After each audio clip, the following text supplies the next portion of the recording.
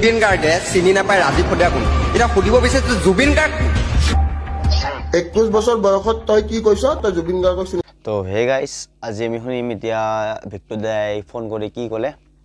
তো হেইটো শুনিম আপোনালোকে শুনক তো বলক ভিক্টৰ দাই ফোন কৰি কি ক'লে হেই ল'ৰাজনক যেন ল'ৰা জুবিন দাৰ বিষয়ে বহুত বেয়াকৈ কৈছে আৰু শেষত জুবিন দা কি ক'লে আমি হেইটো শুনিম জুবিন দাৰ কথা মতে কোনটো ক'ব লাগে হেইটো ক'লে হেইটো শুনিম আপোনালোকে চাব বলক জুবিন গাৰ্গ 21 বছৰ বয়সত তই কি কৈছ তই জুবিন গাৰ্গক চিনি নাপাও 100% চিনি নাপাও ন নাপাও এটা মদাহি এটা ই জুবিন দাক চিনি নাপাও বুলি কৈছে ইয়াক ভিক্টৰ দা কি ক'ব এটা আপোনালোকে শুনক ফটুৱাই মঞ্চত উঠি পেলাই যি মদ খাই পেলাই মাতলামি কৰে তই ৰাজীৱ সদিয়াৰ কথা কৈছ ৰাজীৱ দাৰ কথা কৈছ হয়নে ৰাজীৱ দাৰ গান কেইটামানৰ কথা কৈছ কি গান শুনিছ ৰাজীৱ দাৰ জয়ন্ত মল্ল বৰুৱা সুধিছিল যে হেতু কোনো গৰুটো এটা গৰু জয়ন্ত মল্ল বৰুৱা ডাঙৰীয়া নে জুবিন গাৰ্গ তই যেটো মন্তব্য মানে জুবিন দাক ই আল্টিমেটলি গৰু বুলি কৈছে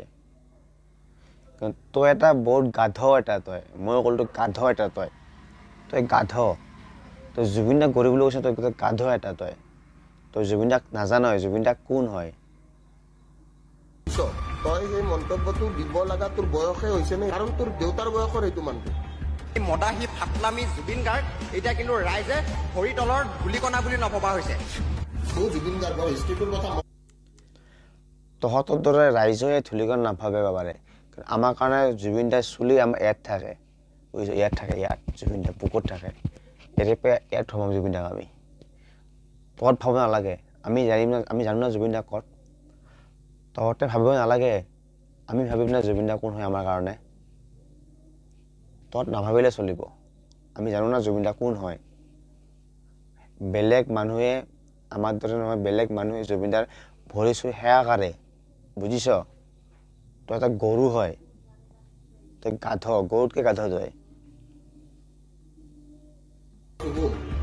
যেতিয়া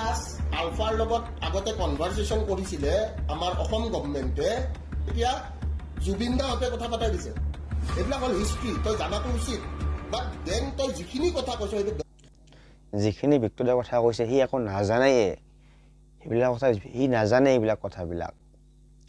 যিবিলাক কথা ভিক্টৰ দাই কৈ আছে এইবিলাক একো নাজানে সি এই গাধতকে গাধ সি তই এইটো একচেপ্ট কৰ নাই তই বেয়া কৈছ বুলি জুবিন গাৰ্গক মই কৈছো গৰু বুলি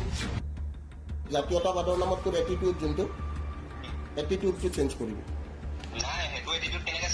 তোৰ এইটোৱে শুন তোক মই কি কৈ আছো শুন কেলা তই জাতীয়তাবাদৰ নাম লৈ পিনে তোৰ এই দম্ভালি নেদেখাবি তোতকে বয়সত ডাঙৰ এইখিনি মৰ্যাদা ৰাখিবি তই সন্মান দেখিছো তোৰ সন্মান ছচিয়েল মিডিয়াত ঘূৰি আছে এই গাধটোৱে ভিক্টৰ দাক উত্তৰ দিব নাপায় সি ফোনটো কাটি দিছে বুজিছে ইমান বড় গাধ এটা যে সি ভিক্টৰ দাক উত্তৰ দিব নাপায় কাৰণে ফোনটো কাটি দিছে বুজিছ আৰু জুবিন দাই অসমৰ কাৰণে কি কৰিছে এইটো আমি তো আগৰ ভিতৰতে কৈছো যে ক'ব লগা দৰকাৰ নাই যিবিলাক পাব্লিকে এইবিলাক কথা ওলাই আছে না জুবিন দা ধুলি ভৰিত ধুলি বুলি কয় আৰে তহঁতে কি তহঁত কি কৈছ তহঁত কি বুজিছ তো সেয়ে কথা গাইজ বেছি ভিডিঅ' ডাঙৰ নকৰোঁ আপোনালোকে জানে যোনে জুবিন দাক ভাল পায় তো লিখিব জয় জুবিন দা JSG আৰু চেনেলটো ছাবস্ক্ৰাইব কৰি দিব আৰু এটা কথা কওঁ সিহঁতৰ দৰে মানুহ জুবিন দাই কি বুলি ভাবে এটা সাধাৰণ ভিডিঅ' দেখা আছো এটা সাধাৰণ ভিডিঅ' বুজিছ এটা সাধাৰণ ভিডিঅ' দেখাই আছো 1 ছেকেণ্ড ৰ'ব 1 ছেকেণ্ড ৰ'ব হা